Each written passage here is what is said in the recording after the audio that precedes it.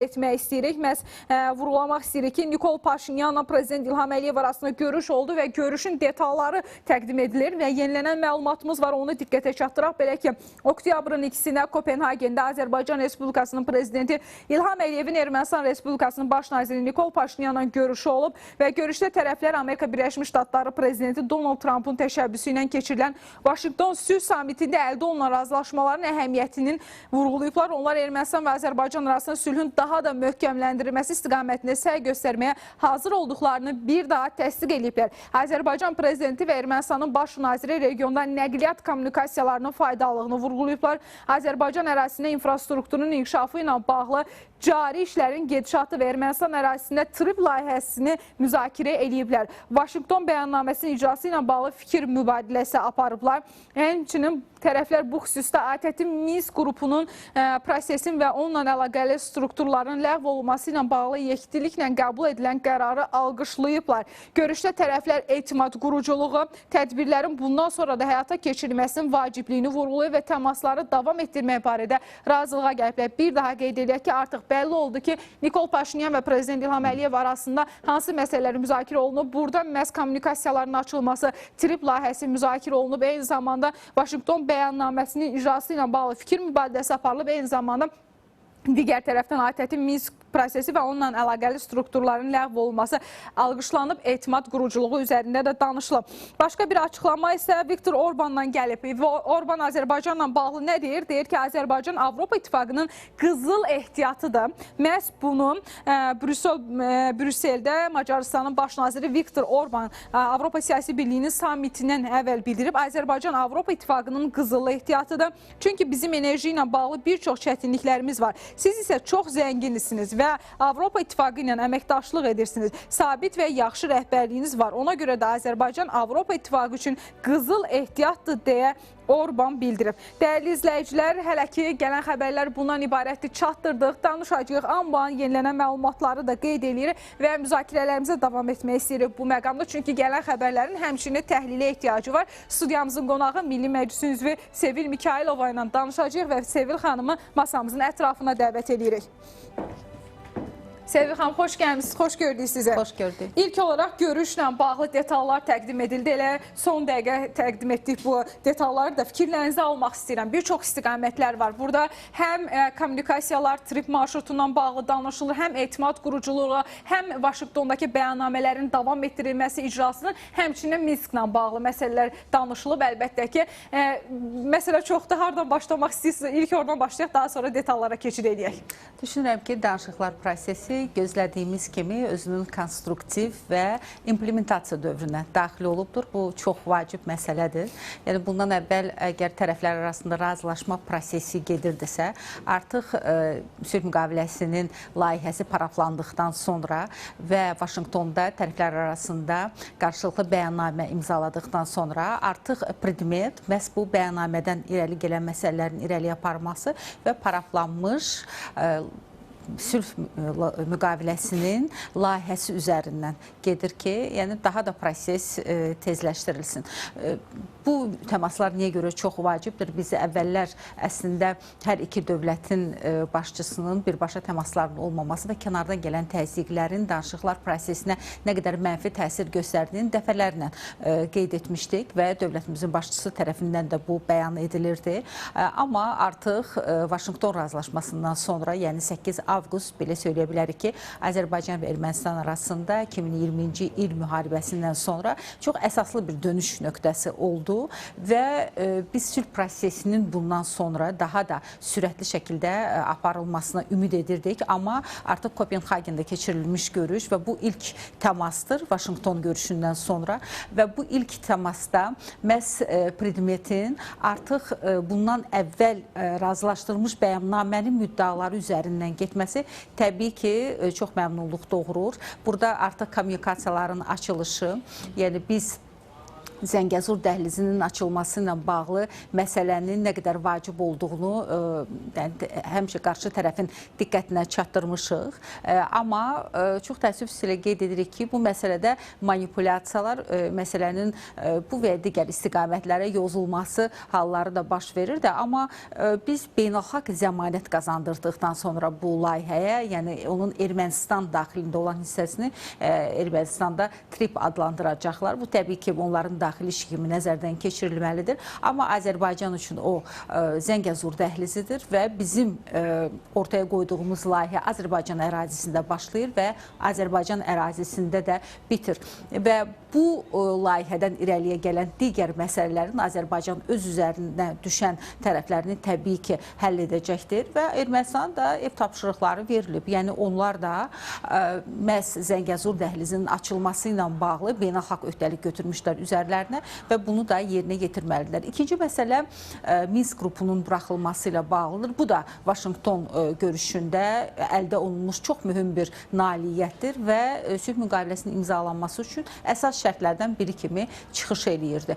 Və artıq bildiyiniz kimi sentyabrın 1-də Minsk qrupu fəaliyyətini dondurdu, dayandırdı və ATƏT-in dekabrda keçiriləcək ilk sessiyasında da artıq bu qrupun birdəfəlik ləğv olunmasına bağlı qərarın verilməsi gözlənilir. Yəni gündəlikdə var.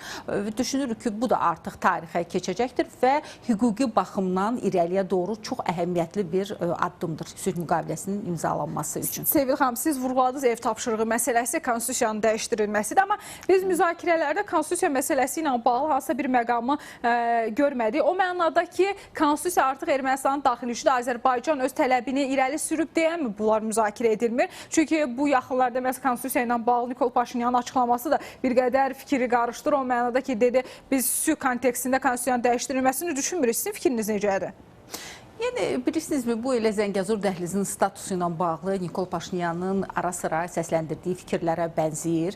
Yəni, bizim üçün əslində onun elə bir əhəmiyyəti də yoxdur ki, Nikol Paşinyan onun adını necə qoyacaq, bu dəyişiklikləri sülh müqaviləsi ilə əlaqələndirir, sülh müqaviləsi ilə əlaqələndirmir. Yəni, onun əsas tezisi budur ki, edilmiş dəyişikliklər, daha doğrusu ediləcək dəyişikliklər konstitusiyaya Ermənistanın müstəqilliyinin və suverenliyinin möhkəmləndirilməsi üçündür. Yəni, əgər Paşinyan üçün prosesi belə adlandırmaq çox önəmlidirsə və yaxud da ki, onun zəkasında proses elə bu cür, bu istiqamətdə gedirsə, yəni bu onun təbii ki, bir siyasi baxışıdır və onu dəyişmək fikrimiz də yoxdur. Əsas məsələ odur ki, Ermənistanın konstitusiyası dəyişdirilməlidir, əlavələr olunmalıdır və söylədiyimiz kimi həm Azərbaycana, həm də Türkiyəyə qarşı irəli sürülən ərazi iddialarına son qoyulmalıdır və bundan sonra artıq biz sülh müqaviləsinin imzalanmasının legitimliyini təsbit etmiş olacağıq və bu müqavilənin həm Ermənistan, həm də Azərbaycan üçün artıq bir belə deyək, beynəlxalq hüquqi sənəd olduğu kimi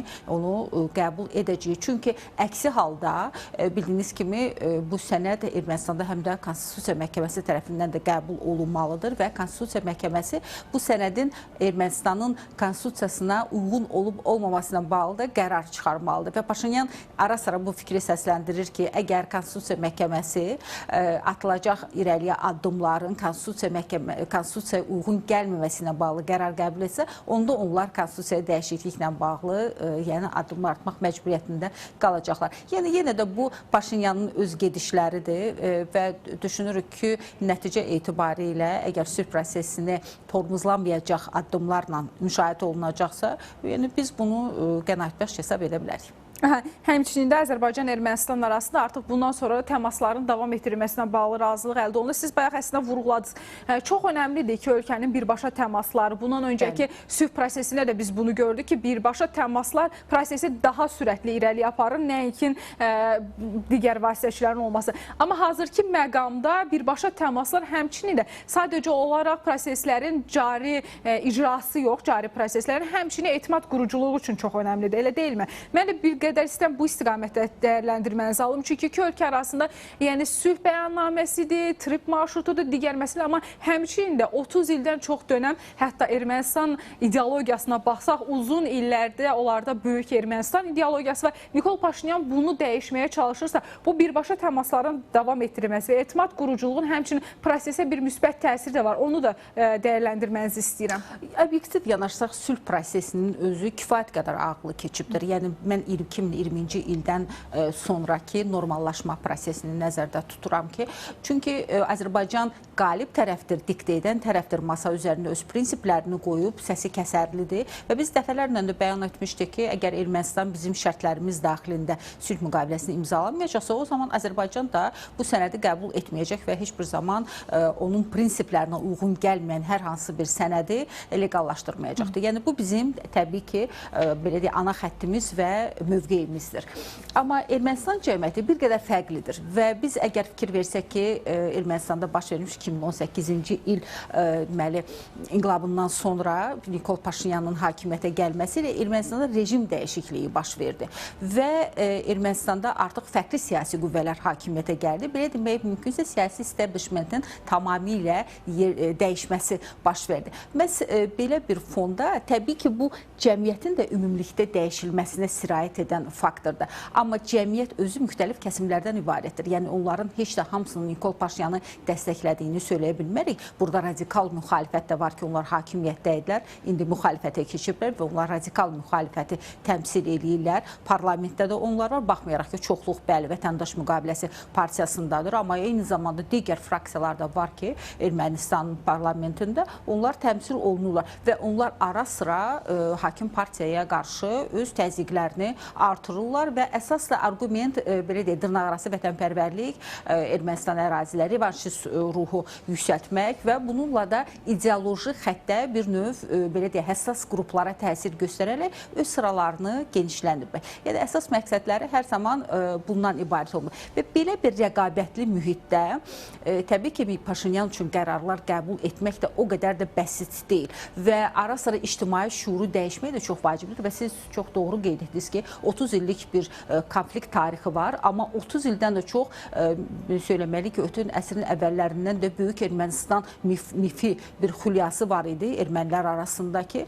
Bu mifə qarşı da çıxmaq lazımdır və onun əsasında dayanan da təkcə Ermənistan hakimiyyəti deyil, burada kilsə faktoru da var və burada diaspora faktoru var və bütün bunlara qarşı mübarizə aparmaq, yəni daxildəki o radikal kəsim, Daşnaksutyun partiyasının ideologiyası, eyni zamanda Daşnaksutyun partiyasının əsasında dayanan kilsə və onları maliyyə yardımı ilə və siyasi lobbizmlə dəstəkləyən diaspora. Və belə bir mühitdə təbii ki, Paşinyan daha ehtiyatlı addımlar atmaq məcburiyyətindədir və daha kəskin addımlarla əslində sülh prosesini də yarıda qoya biləcək və yaxud da ki, Ermənistan daxilində ixtişaşların artması fonunda da normallaşma prosesinin tormozlanmasının baş verəcəyini, yəni biz söyləyə bilərik. Ona görə də, bəli, Paşinyan bəzən çox proqnozlaşdırılmayan bir siyasi lider kimi çıxış eləyir. Bir sıra hallarda onun mövqeyini kəskin şəkildə dəyişilməsi çox anlaşılmaz qarşılanır publika tərəfindən, elə beynəlxalq aləmdə də. Amma bilirsinizmi, artıq reallığın dərk olunması və Ermənistanın çıxılmaz vəziyyətdə olması Azərbaycan tərəfindən aparılmış müharibədəki qələbədən sonra düşünürəm ki, Ermənistan üçün, Ermənistan rəhbərliyi üçün, müxalifəti üçün, istər ictimai mühit üçün də ayrı bir yol qoymur. Və bu Paşinyanı bəli, bir sıra hallarda konstruktiv məqamlara da yönləndirən əsas amillərdəndir.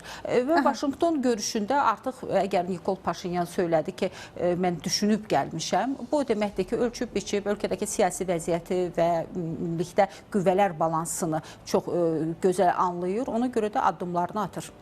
Yeni bir açıqlama gəlib, mən istəyəm onu təqdim edək, daha sonra fikrinizi alaq. Azərbaycanla Ermənistan arasında sülh prosesindəki irəliləyiş ciddi və mühüm addımdır.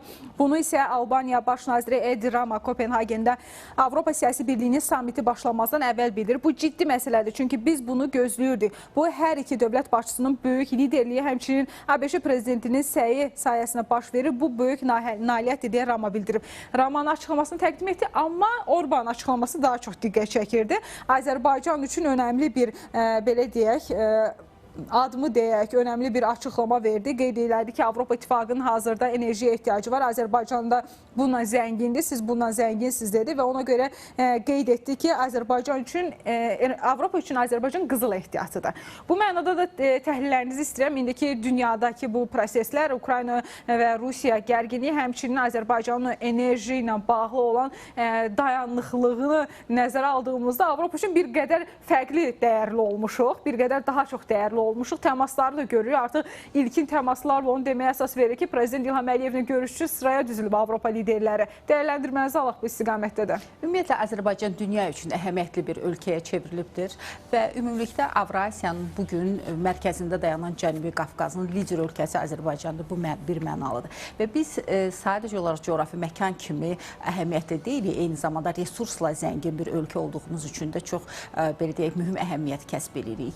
Digər bir faktor Azərbaycanın türk dilli ölkə olmasıdır və Türk Dövlətləri Təşkilatının aparıcı qüvvəsi olması. Bunu biz bir mənalı şəkildə söyləməliyik ki, Türkiyə və Azərbaycan dövləti türk dilli dövlətlərin aparıcı, lokomotiv bir qüvvəsi kimi çıxış edirlər. Biz əgər nəzərə alsaq ki, bugün Avrasiyanın mərkəzində çox böyük bir coğrafi məkan var ki, burada məhz türk dövlətləri yer alırlar və onların kifayət qədər böyük iqtisadiyyatları, coğrafi imkanları var. Bugün dəyişən dünyada ona görə də Avrasiyanın mərkəzində yerləşən Azərbaycan əslində həm öz təşəbbüsləri ilə önəm daşıyır, həm özünə inamı ilə böyük önəm daşıyır, həm də qonşuları ilə münasibətdə Azərbaycanın kifayət qədər konstruktiv siyasət aparması üçün imkanları var və böyük etimad var əvvələn Azərbaycana və bizim irəliyə sürdüyümüz layihələr sadəcə sözlər deyil, onlar real əməllərdir. Və Azərbaycan buna qədər, baxmayaraq ki, çox mürəkkəb bir siyasi regionda yerləşirdik, amma buna qədər bildiyiniz kimi bir sıra qlobal əhəmiyyətli layihələri həyata keçirə bilibdir. Yəni Bakı-Tbilisi-Ceyhan, Bakı-Tbilisi-Ceyhan neft kəməridir, Bakı-Tbilisi-Kars dəmir yolu xəttidir. Eyni zamanda Cənub qaz dəhlizini qeyd etməliyik və paralel olaraq da bugün biz böyük zəfərimizi qazandıqdan sonra dünya üçün, Avrasiya üçün ikinci bir infrastruktur layihəsində qazandırmışıq. Bu da orta dəhlizdir.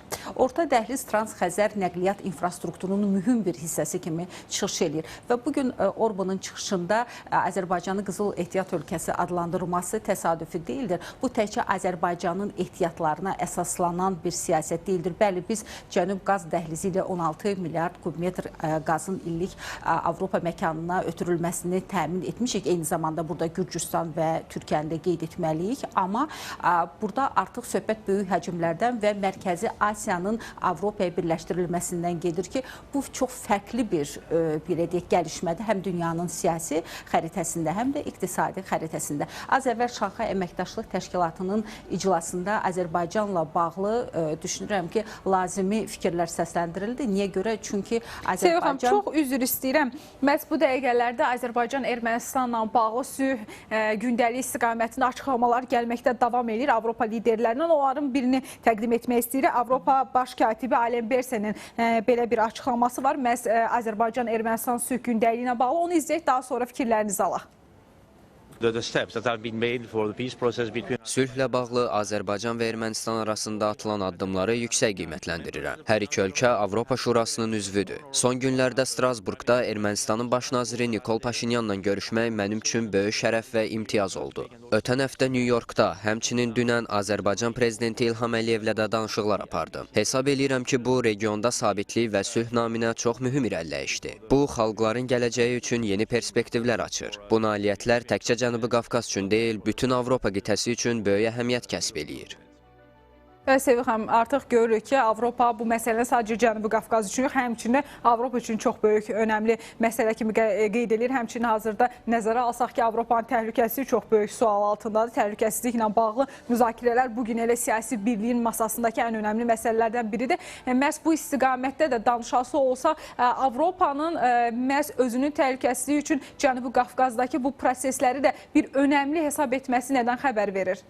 Əslində Avropa ilə Rusiya arasında arasında gedən proseslər, yəni qlobal məkanda izləyirik və görürük ki, bunlar hər zaman təlatümlü olub və Rusiya-Avropa qərb yaxınlaşması heç də belə deyək, səmimi maraqlardan doğmayıbdır. Bəli, Avropa ilə Rusiya arasında enerji mübadiləsi olub, çünki Avropanın qaza ehtiyacı var, Rusiyanın da bazara ehtiyacı var idi və ona görə də bu proseslər gedirdi. Amma görünür ki, digər cinahda, xüsusən təhlükəsizliklə bağlı problemlərin çözülməsində Avropa şərqə doğru genişlənmə planının qarşısını ala bilmədi. Və məhz bundan sonra da Avropa və Rusiya arasında belə deyək, vəziyyət kifayət qədər gərgin bir şəkil aldı. Bu təkcə təhlükəsizlik, yəni biz prizmasından baxmalıyıq buna. Xeyr, düşünürəm ki, burada artıq enerji təhlükəsizliyi, ərzaq təhlükəsizliyi, kommunikasiya təhlükəsizliyi kimi çağırışlar yaranır ki, ona görə də Avropa Birliyi istər-istəməz yeni alternativlərin axtarılmasında çox maraqlıdır. Eyni zamanda Rusiyanı möhkəmləndirən onun ətrafında olan ölkələrlə münasibətləri olub hər zaman və çox təəssüf ki, uzun illər Qərb əslində münasibətləri dəyişmək üçün, yəni Avrasiya məkanındakı digər ölkələrlə bərabər hüquqlu əlaqələrin yaradılması üçün yanlış, deməli, düzgün olmayan yanlış addımlar atıbdır. Və bunun da sonralar bədəlini ilə özləri çəkiblər. Amma Trumpın hakimiyyətə gəlişindən sonra düşünürük ki, bu səhv, bu yanlışlıq aradan götürüldü və güclü Cənubi Qafqazın əslində Avropa təhlükəsizlik sistemində oynayacağı rolü Trump çox yaxşı görə bildi və ona görə də siyasətini də dəyişdirdi. Yəni bundan əvvəl əgər biz baxsaq, Biden administrasiyasının çox belə deyək, müxtəlif istiqamətlərə səhvən yönəlik addımları var idi ki, bu əslində Birləşmiş Ştatların ümumilikdə Azərbaycanla münasibətləri yox, regiondan uzaqlaşması ilə nəticələndi və yalnız Trump qayıtdıqdan sonra bu səhvi düzəldə bildi və Cənubi Qafqazla əlaqələrin genişləndirilməsinin ümum Avropa təhlükəsizlik sisteminə gətirə biləcəyi dividendləri də ortaya qoydu. Amma eyni zamanda Birləşmiş Ştatların özünün də strateji maraqlarının məhz bu regiondan keçməsinin dərk etdi və onu bir siyasətə çevirə bildi. Nəticə etibarilə, yəni bizim gördüklərimiz artıq Cənubi Qafqaza investisiyaların qoyulması, burada infrastruktur layihələrinin irəliyə aparılması və burada yaşayan xalqların öz güvəninin artırılması məncə gələcəkdə Avrasiya və Avropa arasındakı əlaqələrdə də yeni bir vektor kimi çıxış eləyəcəkdir. Çünki bilirsiniz, təzyiq dili ilə danışmaq, bu vaxta qədər Avropa strukturlarının öyrəşdiyi insan haqları, demokratiya, söz və ifadə azadlığı və s. bu kimi deməli reportlarla dövlətlərə təzyiq göstərmək fikirlərinin əslində nə qədər iflasa uğradığının da fərqindədirlər. Çox sağ olun Sevil xanım. Təşəkkür edirik. Dəvətimizi qəbul edib gəldiniz və önəmli dəyərləndirmələr üçün. Dəvətə görə çox sağ olun. Dəyərli izləyicilər, məhz biz Avropa Siyasi Birliyinin zirvə toplantısından danışırdıq. Orada Prezident İlham Əliyevin yüksək səviyyəli təmasları davam etməkdədir. Nikol Paşinyanla da görüş oldu. Görüşlə bağlı təhlillərimiz oldu. Biz uzaqlaşmırıq məsələdən, çünki elə Kopenhagenə bağlanacaq. İndi məlumatları həmkarım Çinarə Nurməmmədova çatdıracaq. Çinarə, bir daha xoş gördük səni. Məhz bu dəqiqələrdə çox önəmli proseslər cəryan eləyir orada. Həmçinin çox önəmli təmaslar da olur. Nələr baş verdi? Səndən almaq istəyirik detallı məlumat.